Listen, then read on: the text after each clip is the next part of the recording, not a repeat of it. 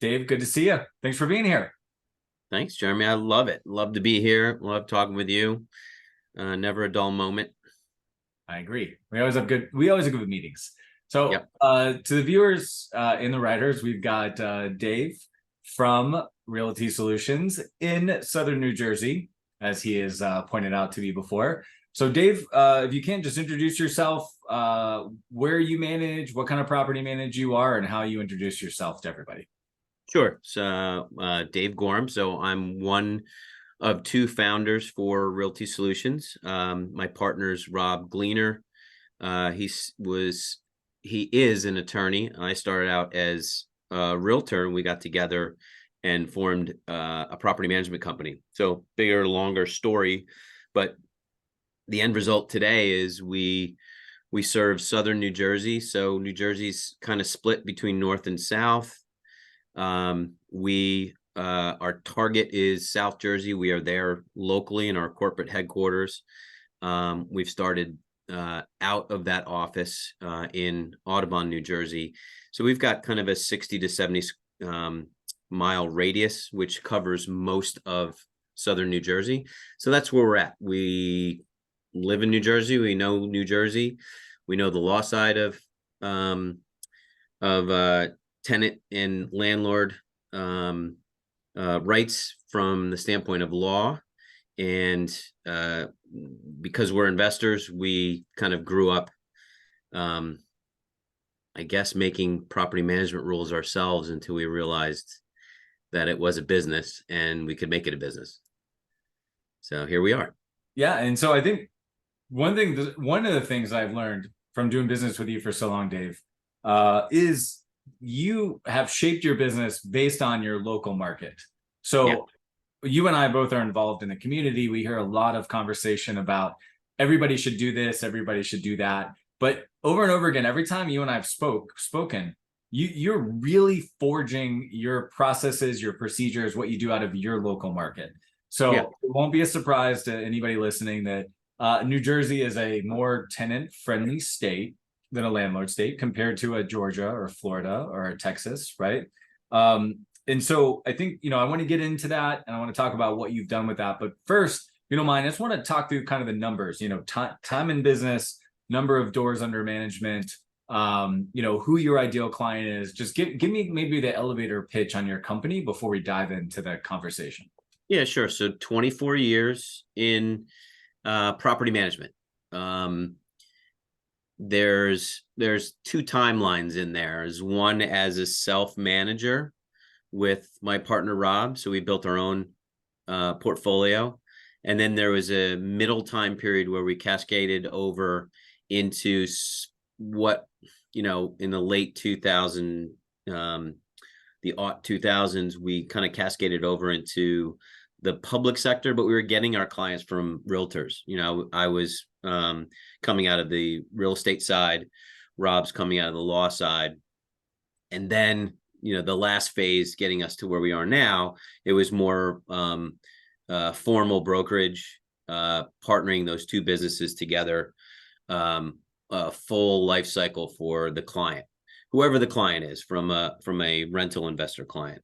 Target client is, for us, the market's changing again.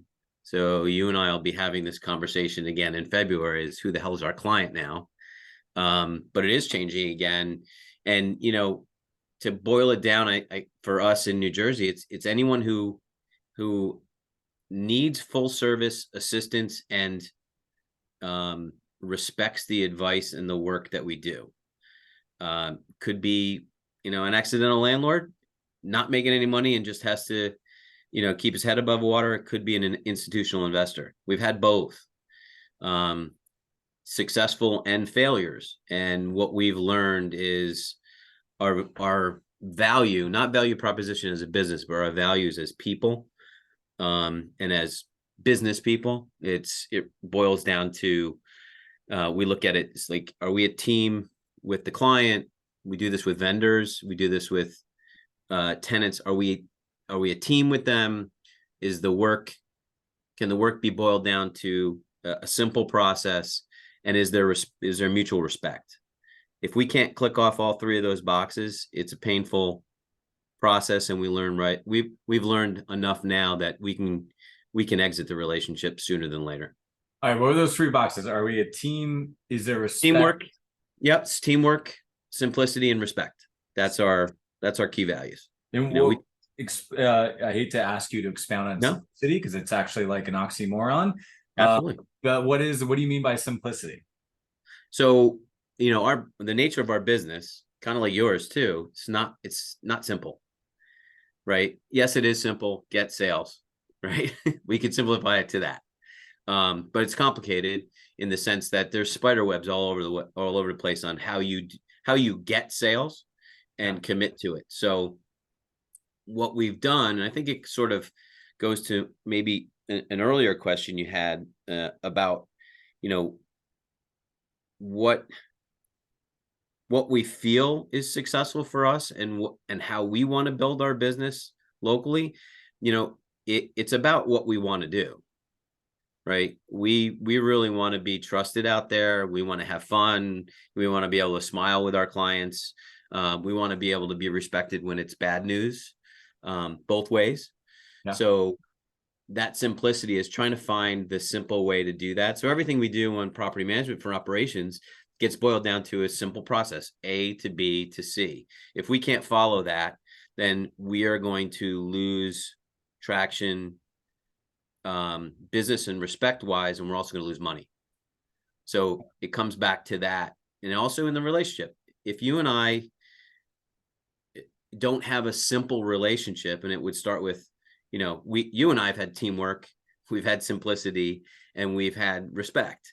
Mm-hmm. The work that we started to do last year was not simple at all, you know, and here I'm left holding, you know, what, you know, you named as the customer machine is. It's a very complicated program, but we digested it in simple pieces. So that, you know, looking at that's what I tend to do for, you know, every level of our business all the way down.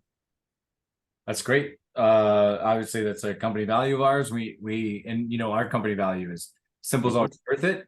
And we phrase it that way because simple's not easy. It takes extra work to make it simple. And so I love that. So you're basically saying it's the work. I love the word work.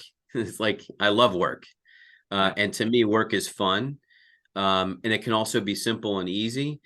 But what you need to do is you need to do the pre-work for it. Yeah. Right. So in order for it to be simple, you have to sit down and you have to work hard at it and then let it go. Then it's simple. Yeah. So I think one of the takeaways that I was taking away is that you want to have fun, you want to be respected. And the simplicity is, hey, this is the way we handle this problem every time it pops up. We know the best way.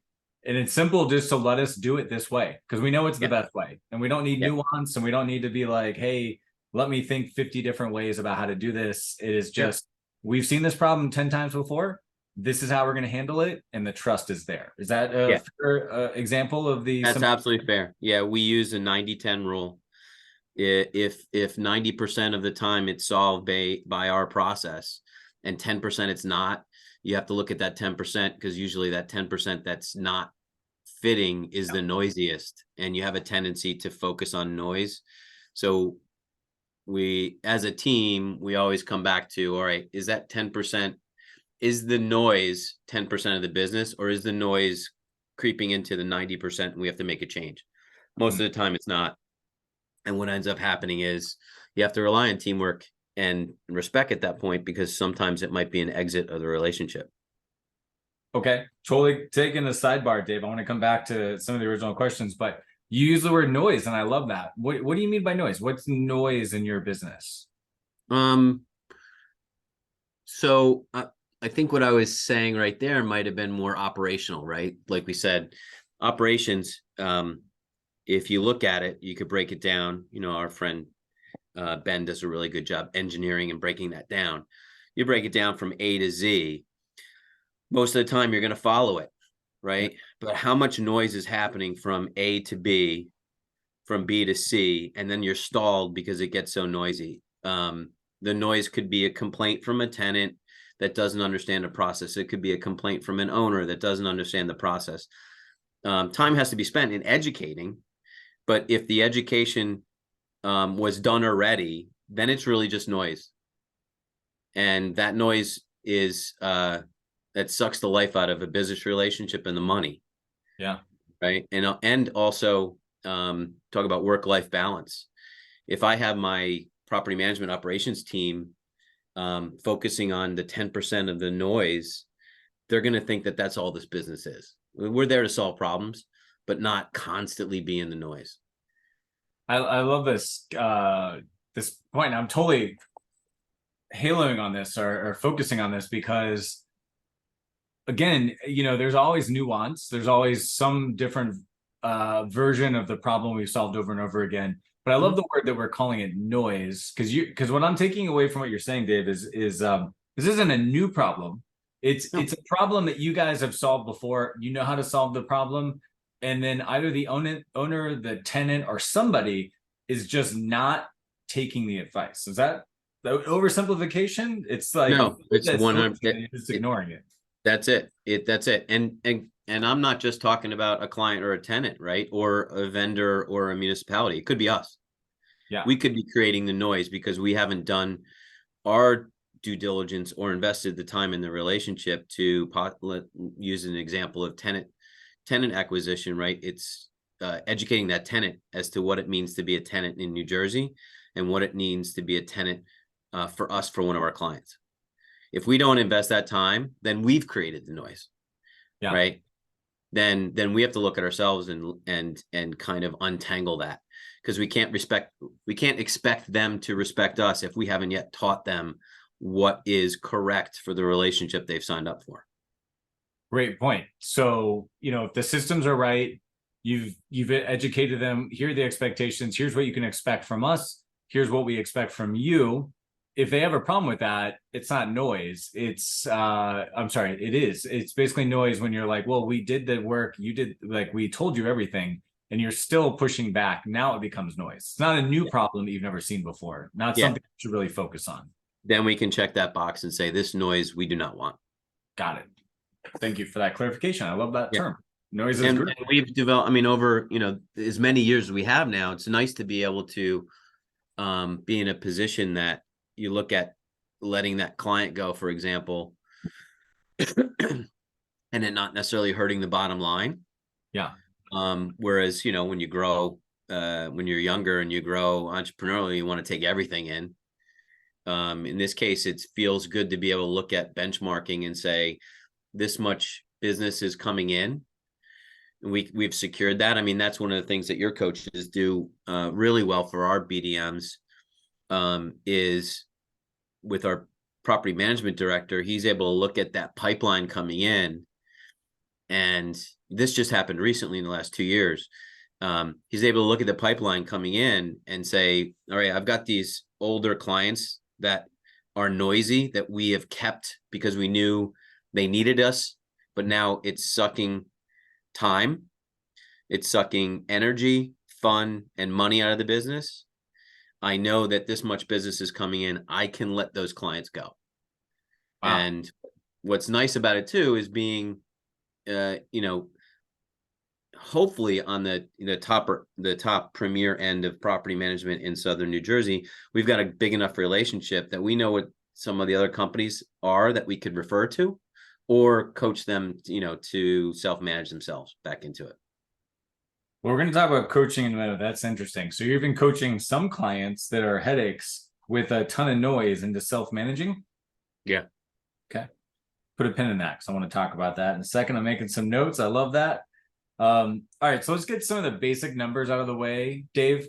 We talked about demographics. So Southern New Jersey, 70 mile radius, which is very impressive. Not a lot of our clients can manage that. But I also know it's a stretch. Yeah, it's a stretch too, but we're up and down. Yeah, I'm sorry, New Jersey is like very tight. You know what I mean? So I totally get that. So you said you mentioned decades in business, but actually managing for other people. How long have you been doing it? How many doors are you guys typically managing right now? From a brokerage in New Jersey is what we were considered as a company, right? So, full service, that's like 2008 to 2012, we started to transition over from our own portfolio and some some clients that knew us, right, that we were helping out, and realtors that knew us into a traditional company, property management company. I'd say it's somewhere around 2011, 12. Okay. So You might say around 10 years in business, just to keep yeah, it simple. from a brokerage, yeah, Yeah. a little bit, a little bit longer. We were 200 back then, and now we're scaling into a benchmark of about 600, which Okay. that 500 mark is, that ceiling's always hard, right, to get out of. So we've cracked that code to get out of that 500 mark, and as soon as we did, we're tracking to be 600, and we have a pipeline now towards 800 or 900, Okay. which is kind of scary to say out loud. Sure. Because the next threshold, is you and I know, is 1,000, and that changes the business. So we have about 550 to 600 rental investment doors. We have about 2,000 community management doors, which we didn't have 10 years ago. Okay. And from that really is the engine for the whole company. We've got the law office, which runs as a separate company, but also a division of, for our clients at Realty Solutions. That's one of our keys to success, I think, for long term, is Well, being able to that's what I want to jump into, maximize that. Dave. So you're just reminding me of something that I forgot about that you had told me multiple times, and I like your 2000 community doors are a feeder for property management because these organizations already trust you, correct? Yeah. And Yeah. so that's an honest, like, so you have headcount wise, I don't know how many people you have, but I know you have 2 full-time BDMs. Is that Yeah. correct? Now you're Yeah. moving on to There's 18 of us. Okay, 18 people, and you have 2 full-time BDMs looking Yep. to expand that. I don't want to oversell what you're doing, but I know you're growing. So are you looking for a third, or you acquired somebody recently, right? So Yeah. So we recruited back, or he recruited back in, our old property management director, Jeff, who was with us for a long time. He left for a little bit of a hiatus, and he just came back, and the position that we're going to tailor, and I'm looking to get your help on that, is business development director. So it's really to solidify Brian and Drew as business development managers, their roles in the company. Because it's been about, I think we're in just ending our 3rd year with BDMs, and it was a test. How do we handle this? And lucky for us, we had 2 really good candidates that we could test with at the same time rather than one. And both of them have really grown. They had potential when they came in. The potential is definitely, they've shown the potential, and they've grown into it, and kind of push that now. And we're looking at even a bigger type of potential once Jeff helps me develop that department. So do I see any more business development managers? Not on today's horizon, because what I'd like to do is have that to be a department before we hire another one. Yep. Because we just went to Brian and Drew and said, hey, you're BDMs, let's figure it out. yeah.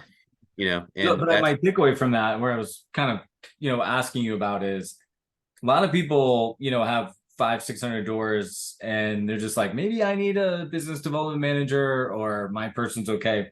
I'm seeing the vision from you. You're looking to grow. You're pushing up to doubling in size at some point. You've got 2 business development managers, and you're trying to support them with some leadership, right? Mhm. And so I'm I think that's what I wanted to maybe point out, or what I'm seeing is you're really invested in growth. You know that you're, and again, it's outside this conversation. I know you're also invested in capacity and support, but I've really appreciated about you that you've always said, hey, if I want to grow, I got to invest in growth. What do I need? Absolutely. Who do I need? And I'm watching you do that. And I think a lot of people are, maybe watching this at one point and say, I got 500, 600 doors. I'm not even thinking the way that Dave's thinking about having Yeah. multiple BDMs and a whole department and supporting those guys. And I think that's just really exciting to see. And so just wanted to get that on record, obviously. And then if you have any thoughts on why you're doing that or why you think that's the right idea. Yeah. So, well, my first thought was it's dangerous, right? And we look at it like, because it's dangerous, let's not do it. But for me, it's more of a challenge, and I look at that growth both as the team member. I want to grow them. We Yeah. look at that from everything. I mean, Jeannie, who's our COO now, her growth, her career path was she came in as a legal secretary. That was 12 years ago, and now she's the COO of the company.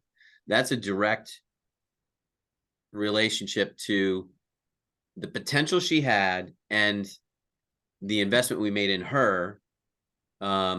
Morale also, education also, but really is just showing her what she could do and putting her in roles that she could succeed at. And now she's running the company operationally for Rob and I. So when it comes to Brian and Drew, I think we were maybe at about 450 doors when we pulled the trigger. Mm-hmm. And within a year we lost 100. So that's the opposite of where you'd want to go Yeah. with business development managers. But we were in a situation where we knew Well, it was I'll just say working. it wasn't their fault, right? I mean, No, but that was just an organizational, whatever it happened, right? was just the way it happened, right? And also, I mean, to put things that were directly related to is when they're younger as a team member, they're bringing on clients that they're thinking might be a target client, right? They're thinking that might be successful. Well, we had a really huge washout for the first year and a half. I could have pulled the plug on that just because it was failed and we were losing money. Ah, I okay. saw I saw signs that we knew what we were talking about. We could educate them, and they grew with us. And now we're together on the mission. And I mean, So, they're doing really so you're great. saying potentially some of those people you lost were just misfit clients. They maybe signed up, Yep. right? But then you were saying it's okay. They're Yeah. able to meet strangers and turn them into customers, and that's something worth investing in. Yeah, Sure. I appreciate that transparency there. That's actually a really interesting point. Because it's the proverbial you got to break some eggs to make an omelet, right? Yeah. Uh, Yeah. so okay. Yeah. Well, thanks for sharing that. That's what I really want to understand because the investment you make in the team is amazing, and I want to talk about that because that's where I think we really want to highlight you.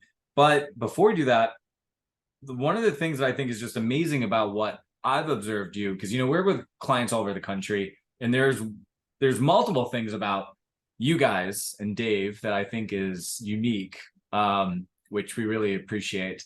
But one of the things that I never heard before was, your business partner being in a real estate attorney or being Yeah. in law and being a real estate attorney. Thinking about how many of our clients, just raise their arms and say, I'm just not in a landlord friendly state. Nobody's going to Yeah. invest here. Yeah. Meanwhile, you're kind of looking around and you're saying, well, people own properties. I own properties. They need a solution, right? And being dedicated to the solution and saying, well, what do people in my market need? And I don't know if this was just happenstance because your business partner was an attorney, but every time I've interviewed you, you've been very intentional. And you said, this is what I'd want if I was investing in my community. And I think that's just amazing. So can you just kind of talk about maybe what it's like as a value proposition or what it's like to sell to somebody when you've got the expertise and Yeah. and what's different about that than just like, well, we charge 6%, they charge 7%, Yeah. And we're not in the most litigious state and tenant friendly, but we're pretty high up there. Yeah. We're not California, but Jersey's definitely I would say, to step back, I would say it's pretty fair Yep. of a state. I've had competitors outside come in. We had a relationship with a national company that came in, and they couldn't imagine doing business here because it wasn't it wasn't what they were used to. Yeah. So some of it is what we're used to. And I think going towards your question, mine and Rob's, nothing's really happenstance as far as I'm concerned. There's no coincidences. So you draw people into your life that they're supposed to be there for a reason, and vice versa, right? Yeah. But the happenstance piece of it was Rob and I, in a client attorney relationship, met, became acquainted, liked each other, and then had a conversation about buying property, and then started to buy property together. Boom, there's a portfolio that we self-managed. We self-managed it from me being a realtor, him being an attorney, and we had the makings of a company. We didn't look at it like that. So as we grew from there, looking at the legal conversations we had, it was, all right, so we know what we want to do as an owner. Here's what we have to do as an owner from a municipality and a tenant aspect. He had that buttoned up because he's an attorney, right? So Yeah. his job is to keep us safe, right? Yeah. So as we grew that into a company that we went out to the general public and said, hey, use us. What I quickly found out is, I was a key salesperson to grow it. What I quickly found out is, to your point, 6% over 7%. So everything came back to, rates, and everything came back to, how do you fix a toilet at 2:00 at night? And for me, that's where we started to get teamwork, respect, and simplicity. It's like that's not the business, right? Yeah. That's not the business. So for me to actually go after clients, I can have a different conversation with them because I had Rob in my back pocket, right? So if they had any qualms about how we set it up or operationally as a best practice, I could say, well, that's because we have one of our partners is an attorney. Oh, by the way, meet Rob. Then all of a sudden they sit up straight and they're listening to an attorney. So we'll joke about it now, but it happened. It happened like that. So he was my closer, not a salesperson, strictly an advisor, but I would use him as a closer. And that's how we kind of built that together. And that was, I think, now I hear myself saying it and you asking the question, that's really what became more of a strategy of like, well, we have this and it is a value. So 2 values at that time. We own property. We know what to do. One's in real estate. One's in law. We know what to do. So why would you pick anybody else? I love it. So it's less about how would you handle this one situation where a client, I mean, a tenant wants to replace a toilet, to you putting it back on them and saying, well, what would you do if a tenant filed a lawsuit against you and X, Y, and Z? Would you be protected, right? And I know it's easy for me How to do you look handle your eviction? Yeah, Yeah, exactly. at the basis of our real estate law is evictions, right? That's our foundational business. From a monetary standpoint and operations standpoint, it's back there. It has to be. Yeah. And for us, it's not about evictions. So we call evictions a process. It's not about evictions to get the tenant out. It's about an eviction process to keep the tenant in and have them pay and keep that residence. That's good for them. That's good for the owner. That's good for us. Yes. I've heard you say this before. This is amazing. So that's a great point. That this is something a self-managing landlord, 9 out of 10, and I want to say, I don't want to be a maximum. I mean, some people out there have their own law degrees. 9 out of 10 landlords are not going to think about it that way. They're going to say, oh my gosh, somebody's paying or they're not paying. What do I do? And you're just like, I've seen this a million times. Here's what we do. And it's not about getting them out. They're not a horrible person, but they need enforcement, right? I mean, I don't know what words you would use, but the way I look at it is they just need some No, enforcement. it's enforcement. We need to Sure. get them back on this and they'll pay it. No problem. They got to work something out. We'll figure it out.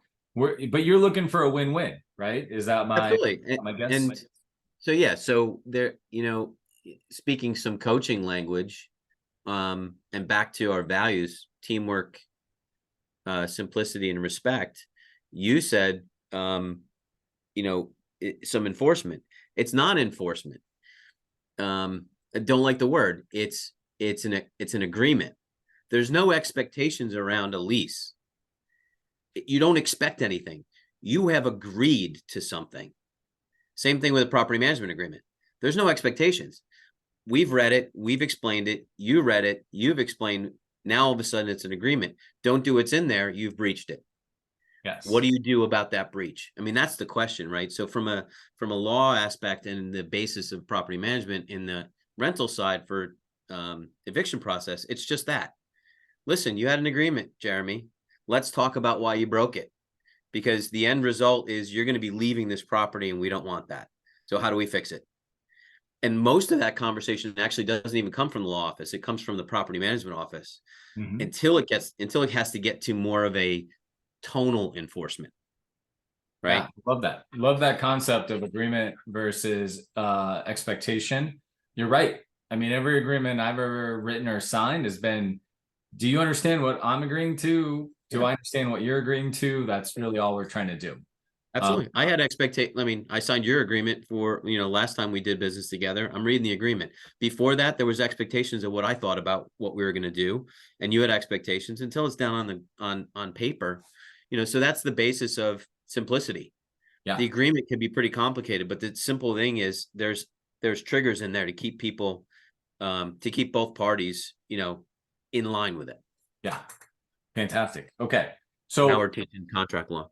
no, but I think this is a big point, Dave. And so I want to move on to a bigger thing that I think you guys do. But before I do, I would just be remiss if we don't, kind of share the strategy or potentially the opportunity that I've learned from you. And that's just the way I look at it.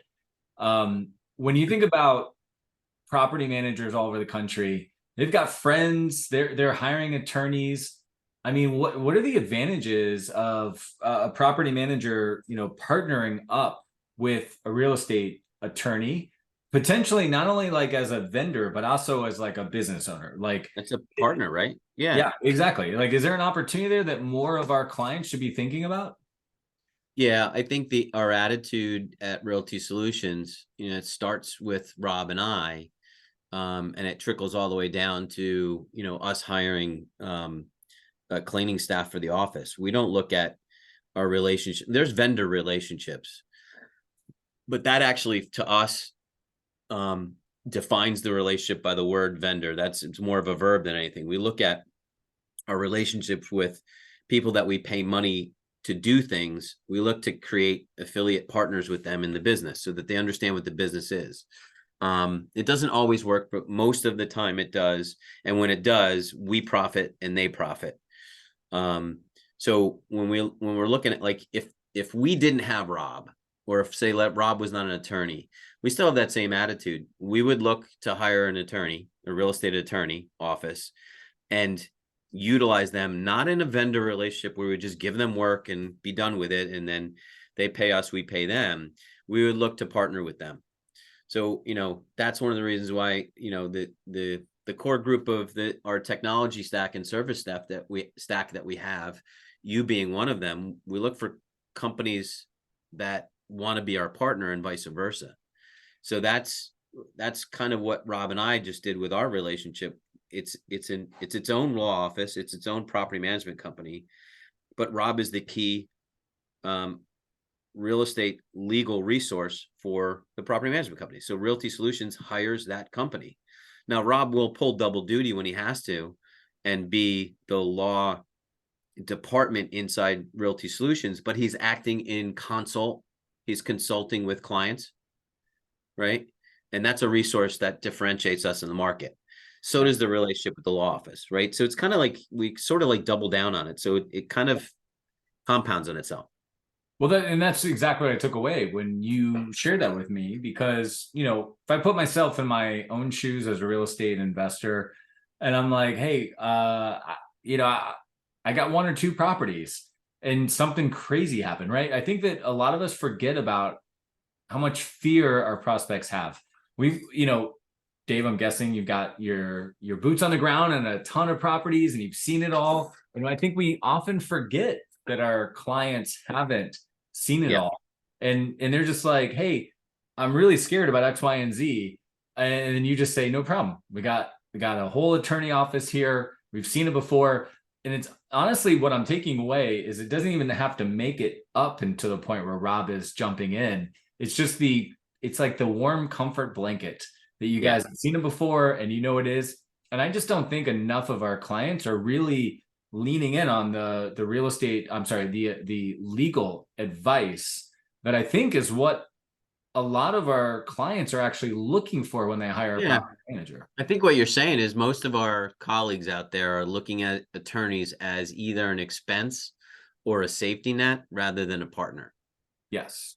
And that's what, what I don't know, without Rob, I don't know that it would have worked out the same, but I think I would have found a partnership with another law firm that would have served its purpose, because it's a pretty big nut. I mean, the law office, the biggest client the law office has is Realty Solutions. Mhm. And it's not small. Yeah. Well, I say this all the time. I mean, just think about the crowdsourcing that I get as your client for my lease. So if I say, hey, I'm going to manage myself and I go hire an attorney, I'm either going to do one or two things. I'm going to go do something terrible, like go download a LegalZoom contract, or I'm literally going to pay your business partner a minimum of 2 to 3 hours. Yeah. It's going to be $1,800. I'm going to get a lease, right? I mean, I might be exaggerating slightly, but not entirely. Or you're doing that work for me. You're spreading that out every year. And if I lease my property with you and I forget about it 4 years in and the law changes in New Jersey, I don't have to think about it. Like you're there and you're like, hey, we need to amend the lease. Like this is a big deal. Yeah. Think about the contrast. I'm doing it on my own and I'm just like, got a great tenant, don't need to worry about it. Yeah, you've hit the nail on the head for what we've done now for the past 8 years. Every October, November is 2 big meetings. It's lease draft, lease review and property management agreement review. And that used to be just me and Rob. What happened last year? What do we want to add? What do we want to delete? Yeah. You like this language? We saw different things in other leases that we want to adopt. What's better for the tenant? What's better for the client? What's better for us in facilitating that lease?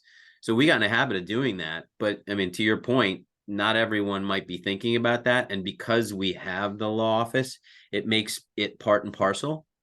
So I'm going to make a note of that and make sure that Brian and Drew push that. Yeah. That is huge, huge advantage, because a lot of clients that have come on recently, I've heard anecdotally that they're picking up orphan leases that may be 2, 3, 5 years old, or they can't find them. Right. Yeah. These are self-managed. Yeah. So that's a real disadvantage to an investor. 100%. You don't have a solid document. Yeah. I think too many of us as experienced investors are putting our own brain in our prospect's head. And we're thinking all they care about is 6% versus 10%, right? I'm just making up a number. Or all they think about is, how are you going to fix the toilet at 2 a.m, right? Like you said. And I think a lot of us in this day and age, in 2023, going into 2024, we're not appreciating or selling enough of the counselship that a property manager can do for us. Because more and more investors are not experienced investors, right?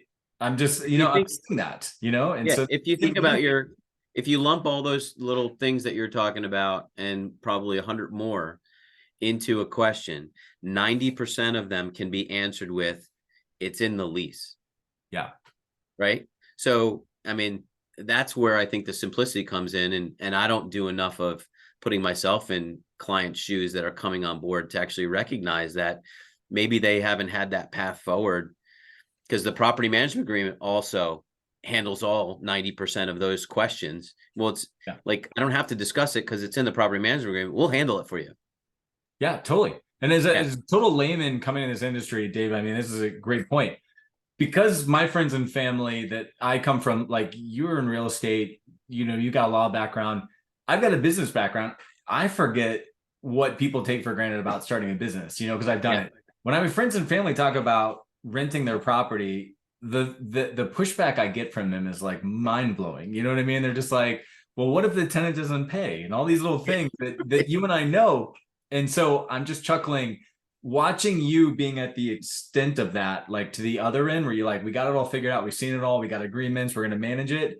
I just think we're all forgetting sometimes that we got to answer those questions that are Yes. a lot of our prospects can't even get their head wrapped around, how to handle this stuff. So Yeah, that's I think it's what it ends up being is tapping into empathy. And I probably have lost that because I'm not in that sales cycle.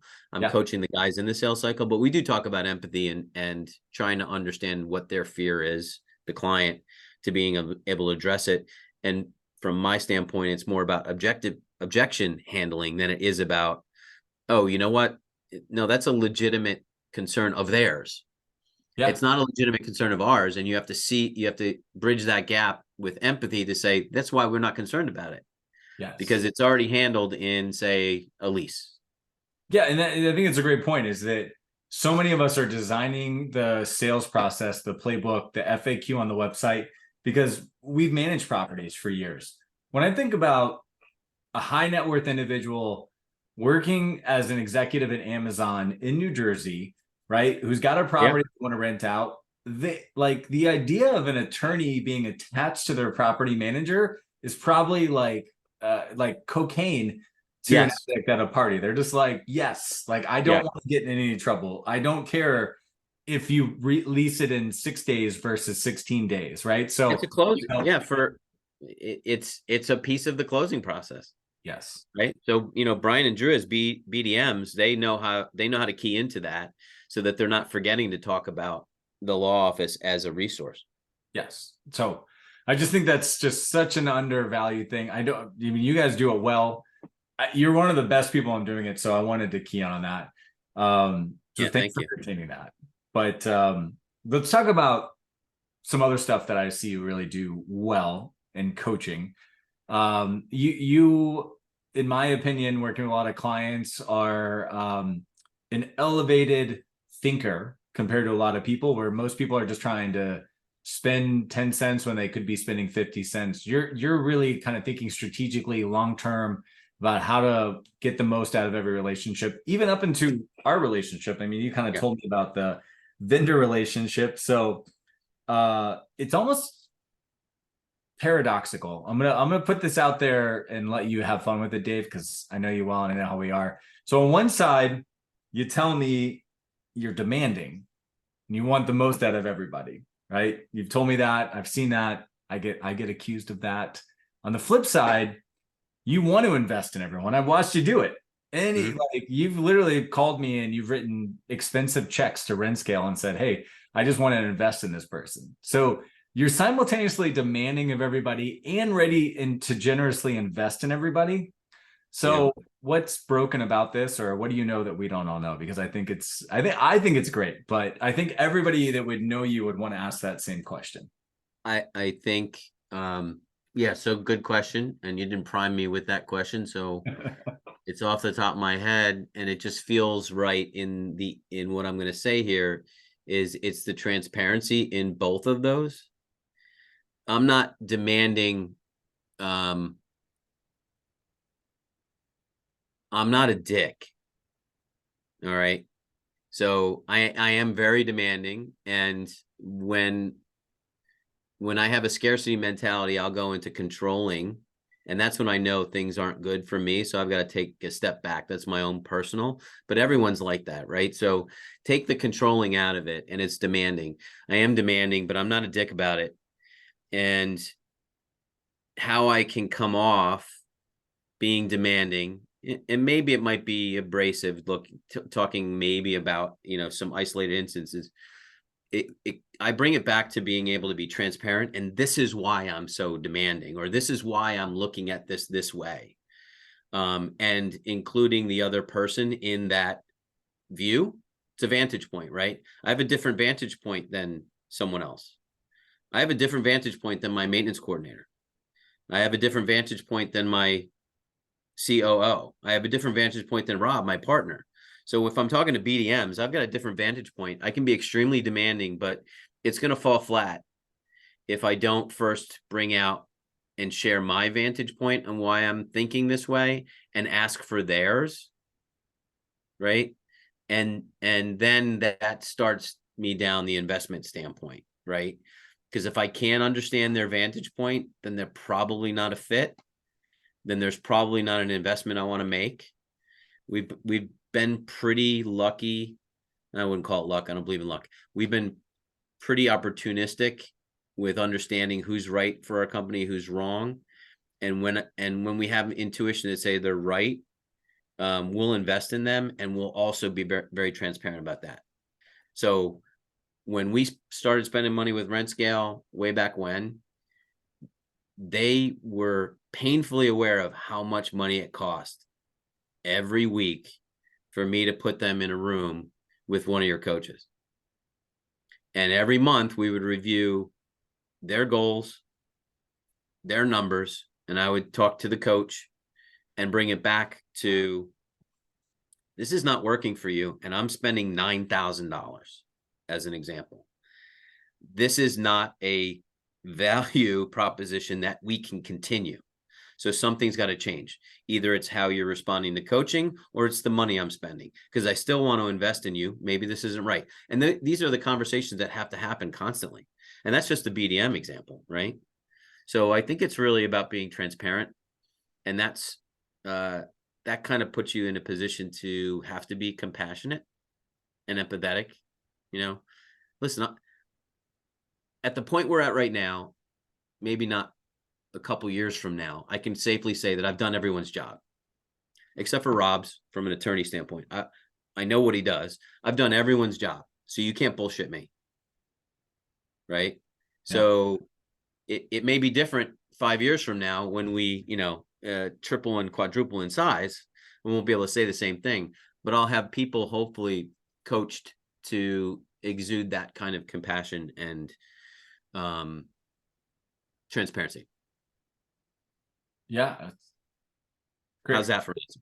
Well, thank you. I mean, I wrote down vantage point in all caps on my notes. Maybe we need to redo this interview because that's a whole own topic that. So yeah, I just got some free consulting, Dave. I mean, I didn't want to gotcha on any question, but I mean, I feel like we're kinship where my team is like, man, Jeremy's so demanding and so generous at the same time. Like, and I just can't get my head wrapped around that. And I see that in you, and it's worked for me. So yeah, I'm just literally riffing with you, and I'm like, hey, this is what people say about me, and I've seen it about you. I see how giving you are, and so yeah, I wanted your point. So thanks for letting me put you on a hot seat around that. I love that you wrote. I literally wrote down vantage point in all caps because it was like that's exactly it. People don't have our vantage point. They don't understand where we're coming from when we're pushing them so hard. Yeah, and sometimes we don't spend the time. Well, when we get into trouble, it means we haven't spent the time to understand their vantage point. It doesn't mean we agree with it. Yeah. That's one of the things that I've said in property management. Forever. It's like, you don't have to agree with anybody that you're have a conflict with. You have to get them to understand what you're saying, and you have to understand what they're saying. Period. End of story. Doesn't mean about agreement. The agreement's in the legal documents. So if we can't follow that, then there is no relationship afterwards. You just need to understand where they're coming from. That's a great point. Separating understanding them versus agreeing with them. I think that as human beings, we do a terrible job at that. Yeah, because we want them to agree with us. Yes, exactly. We want them to agree with us. And I don't know if anybody would call me demanding anymore. There are definitely a couple team members that are still with us that I know have called me demanding in the past. And that's when I wasn't entertaining this thought of, I really have to see what their vantage point is and explain to them why I may be coming off demanding in this particular strategy or something. Yeah, I agree. So thank you for, like I said, entertaining that. I totally took a riff on that because I was like, I think that I'm thinking I'm being observed the same way you're being observed. And I saw some kinship there. I got some free consulting there, Dave. So thank you very much. I think there's a difference between, we do this in brainstorming with issues, call it a SWOT, whatever you want to call it. it's getting everyone in to weigh in and understanding how they're weighing in. But say in mine and yours example here, this isn't a democracy. Yeah.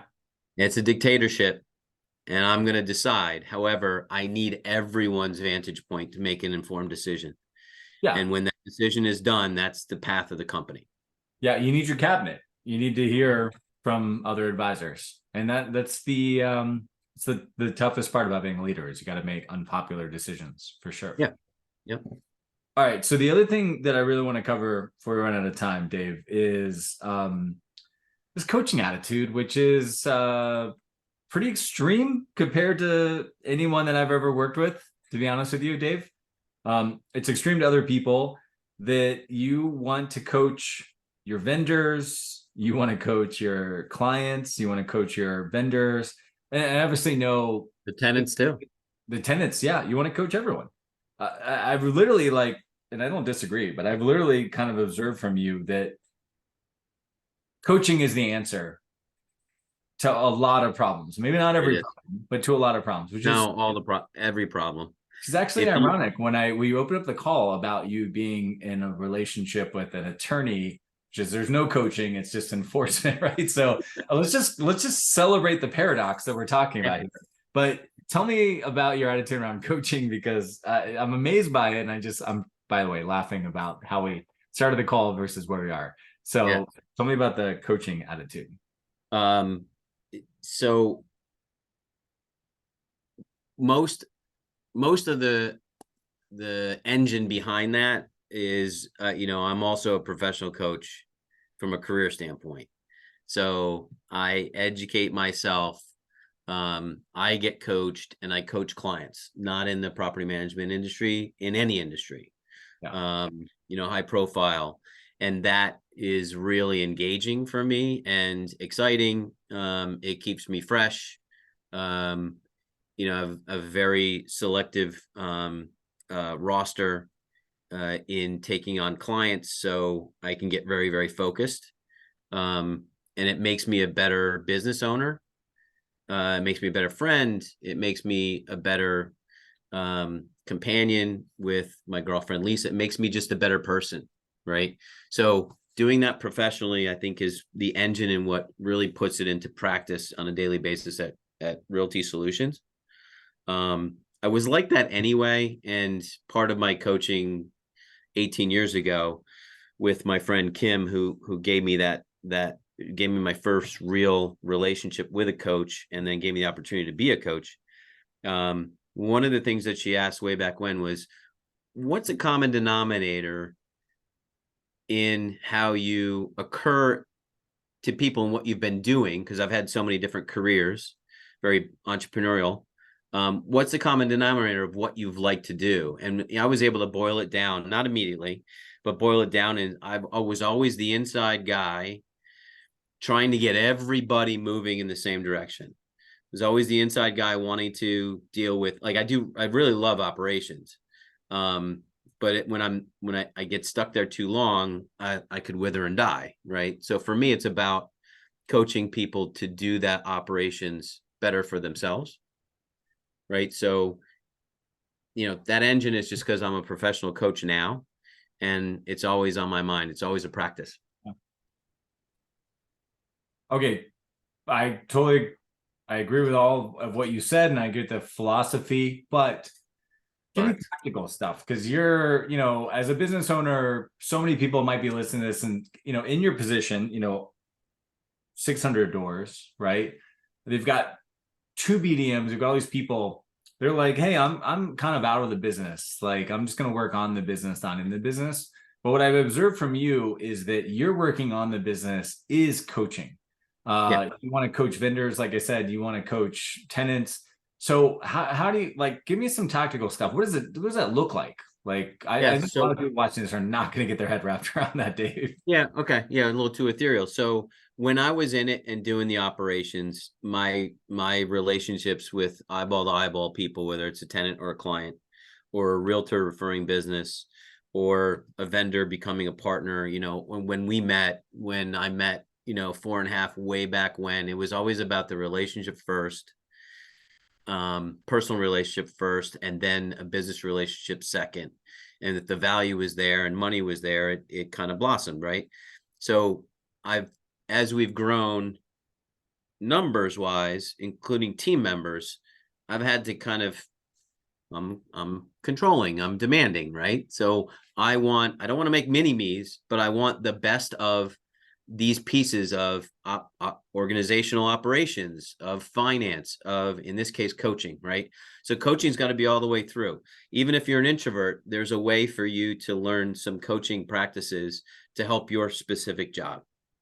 So now we have a maintenance coordinator. Her job, I'm not hoping, I know as she grows into it, she's being coached by her immediate direct reports, but she's also coached by the attitude of the company and me, is like, she has to have relationships with these residents.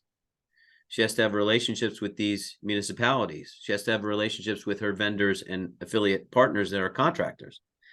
It makes her a better person at the job. So when you get tactical about it, I think where I'm at now is it's an open door policy as far as it goes with Dave. And when you come into my office and you have a noisy issue, everybody needs to vent, but I'm not there to solve your problem, because the problem's solved by a property management agreement and by a lease. What's the real problem? Like, where are we going with this problem? So the question is, what's the real challenge in what you're talking about? What's the real challenge for you in this case, Jeremy? Right? Yeah. Could be something happening at home. Could be the way that person talked to you. It could be that you really, truly don't know a path forward in conflict resolution.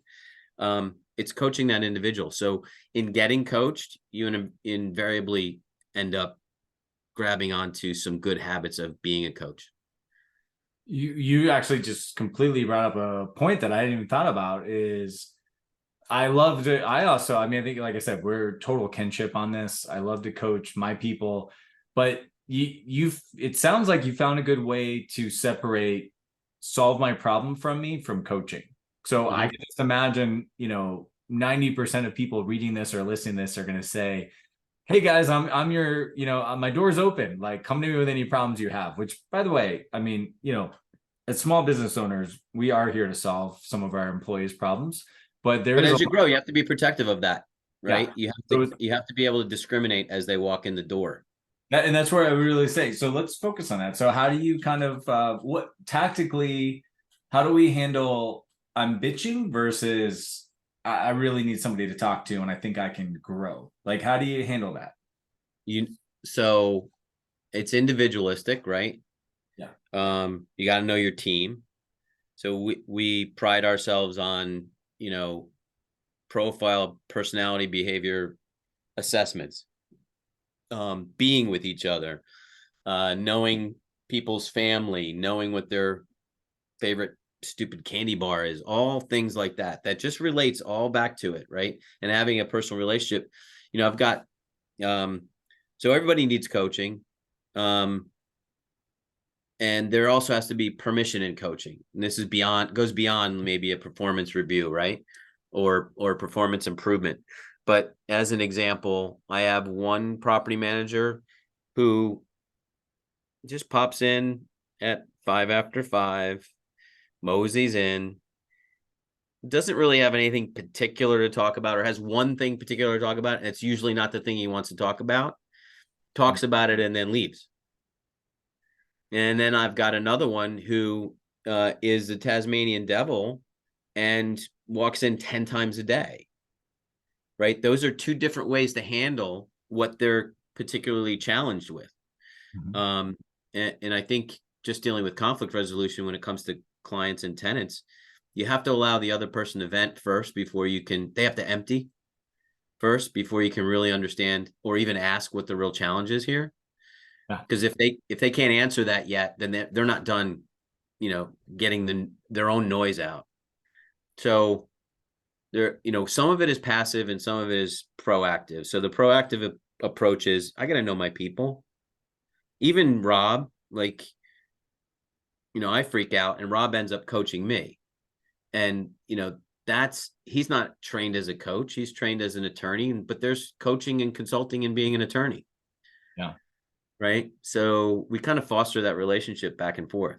And I can see now it happening with middle management down to entry level positions that it's happening. So, being able to duplicate that, I guess it's values, right? All the way down. I'm not sure if I answer your question because there's not really a manual for me. When people are struggling. Yeah. So most of the coaching is reactive when they need it. Some of it's proactive. Yeah, totally. And I think that, just to clarify that question, because I think it's a really important one. And I think you've gotten to this point by knowing it. Because, I also say as a sidebar, I see you're very generous with your time. Not all of our clients are. And there's nothing wrong or right about that, but you clearly have made a decision that if I build a relationship with them, it's gonna work out, right? It's the right thing to do. Yeah. And there's a big part of me that believes in that. So I guess It's really always the right thing. It's always the right thing to do. it's always the right thing to do. Even if it fails, there was something right in it for you, right? So Yeah. I don't think anything's a waste of time. That's fair. No, that's a great point. What I really the setup there was that really clarifying that original question was, I think we can all agree some people really need help and some people just want to bitch, to over communicate it, right? Yeah. And so what advice would you have? Not necessarily how you handle it, because maybe you and I have a different appetite than other people. But if you're listening to this and you're a small business owner and you already feel like you're doing a ton of stuff, how do you give us confidence that we're actually coaching them and not just listening to their concerns? And you may not know the answer to this. This is a very big question, but you see what I mean? I think we all want to know the difference between enabling complaining and actually hearing people out and making sure they're doing something about this. Yeah, I think intuitively, I have intuitively I can kind of it's probably more it's probably partnering with practicing this longer, as I know when you're coming in to complain and bitch, and I'll give that some latitude. Before, I had no tolerance for it because I'd be like, I solved this problem, you could solve this problem too. It's not rocket science here. What aren't you seeing? Why are you bothering me? I'm not altruistic here and or all knowing. So this has been work for me. So the tactic back then was, don't come in my office. I have an open door policy. Don't come in my office without a solution with you. It doesn't have to be the right solution.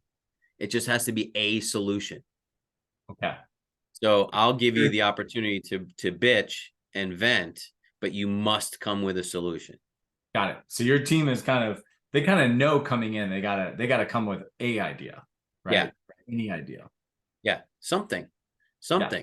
And if there's no idea there, then there's something more wrong than they know or I know, and they might need the latitude to kind of vent it out. But I'm not there to solve the problem. And I get trapped sometimes too. And I'll jump into it because, again, I've done it. So I'll jump right into it and give you 5 options. Well, that's not really what they were looking for. Yeah. What they could have been looking for is me just to ask, well, what's your real challenge here? Well, shit, my real challenge here is my daughter's dentist appointment is at 5:30 and I got to deal with this for the next hour. I'm not sure how I'm going to make it. That's what their challenge is. Yeah. But they're not articulating that because they're talking about, the work piece of it. So you do have to kind of give a little bit of latitude to it. Of course. But I won't solve a problem. When I know when I'm starting down that path and I've got to stop myself. Okay. So takeaways are, you want them to know that you're there to work out the problem. And again, I'm paraphrasing, so feel free to adjust any of this. You want to feel like you want them to know that the door's open. If they really got an issue, they've got resources. You're going to make sure that they walk away with a problem, but kind of preemptively training them. It's like, hey, the doors are open, come in when you got issues, but you got to come with a solution and let's talk it out versus just come with a problem. Yeah, absolutely. Yeah. That's a little prescriptive, right? And a little bit gives you some time to focus on being more, in a coaching relationship with them rather than a manager, right? Yeah, Manage things, lead people. So I want to lead them down to their own. I don't want them coming to my office. They already had the solution. So if they can build that muscle, they'll come into my office less, or when they come in, it's going to be under different circumstances to celebrate something. sure. Yeah. Okay. So I'm guessing, Dave, you didn't think about doing this on a Tuesday and have it all solved on a Wednesday. You've clearly done some training. Any resources or next steps for somebody who says, "Hey, I want to think this way. I want to manage this way." I feel a little. It feels a little dangerous to just turn people off and say, "Go do what Dave does," because I know you've I done it. agree. So, what I would you agree. recommend? Yeah, I wouldn't even thought of that before we talked, because we kind of went down into uncharted territory. But it's really what makes us different.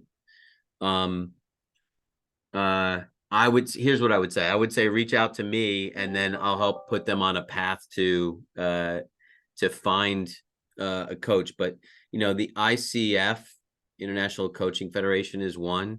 I mean, you and I both know that there's lots of different coaches, and you have to be very careful of consultant over coach in and around our industry. It's in and around real estate as a whole. Yeah. Specifically, when you're looking for a coach, you want to look for somebody that's going to help you go where you want to go.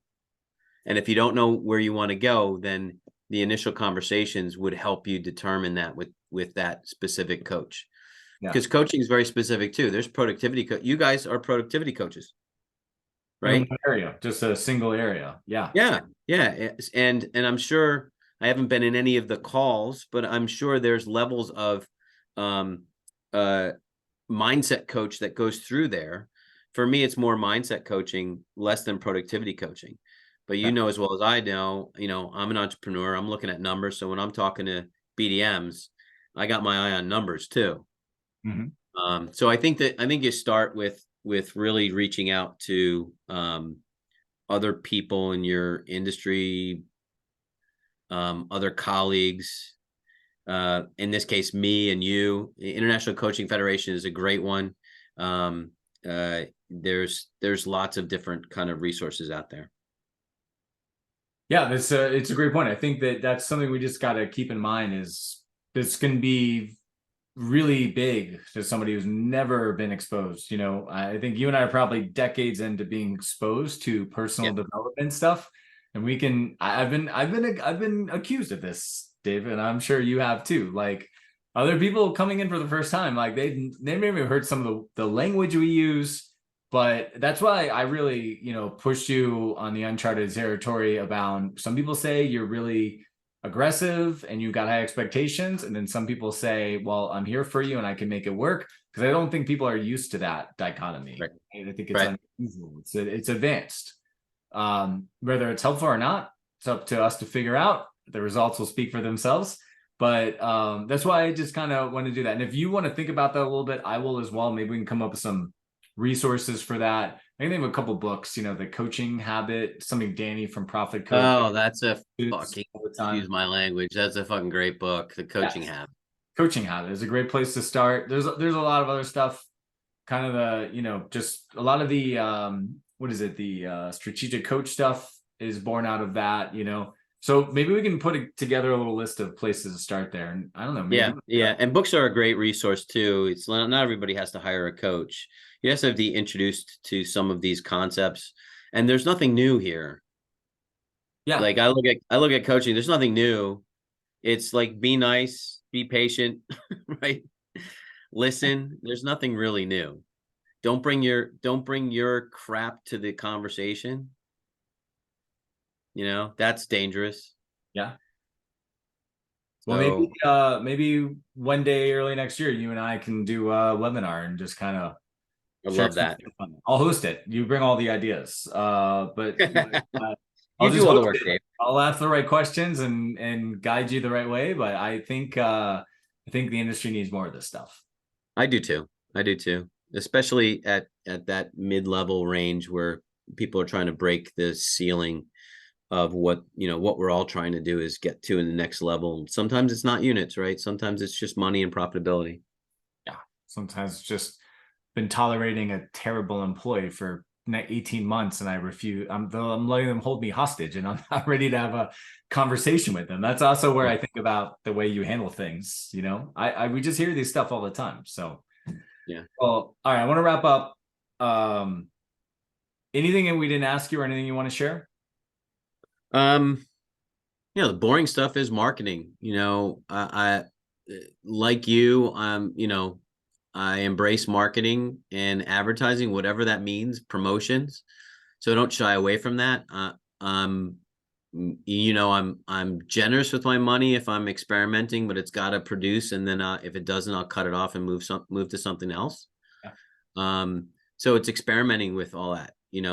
Our business is just like your side of it is spontaneous and ever changing. So we have to remain flexible. Everything that we're learning out of customer machine as an example is certainly not what we thought it was back in February. Mhm. And then, you and I are going to talk about it probably 6 months from now and do a little audit on it and say, well, this sounded great. It's not so great. This one's really good. Let's double down on that. So I think it's just being able to embrace those new things. So marketing and advertising and promotion's got to be there. Well, you're speaking my language. As you know, I got religion on that. I think too many people are afraid to invest in marketing and sales and promotion, as you say, and they just want the growth to show up. And I love the paradox. Some people are like, listen, we get this conversation all the time. There's no judgment there. I just crack up at the emails that say, love what you're doing, Jeremy. When we get a little bigger, we'll invest in what you're doing. And I'm like, paradox is like, you get bigger by investing in sales and marketing, right? Whether you do it with us or somebody else, I don't care. But it's just really funny. It's like, when I get bigger, I will invest in sales and marketing. And just always when I get the money, I'll feel secure. Yeah, totally. And it's really trying to find how to feel secure today, and then making decisions in that security, and that's going to bring you money. That's the abundance mentality, right? Yeah. So when the money for the down payment shows up, I'll look for a deal. But I'm not going to look for a deal until the money for the down payment shows up. Like and my experience is always, when you look for all the opportunities, the money shows. Money shows up when you look for the deal. Yeah. The money shows. Totally. Well, Dave, I have so much respect for you. Thanks for giving me so much time today. Great. And I do you, and this was a great chat. Yeah. All right. Well, I'll get this back to you, and I think people are going to love this stuff. We might get 3 articles out of this. Who knows? Okay. That's good. You never once said, "Hey, editor, stop here," or "Hey, writer." I think they're going to have a hell of a time with it. It exactly. All right. Well, great to see you, man. You too.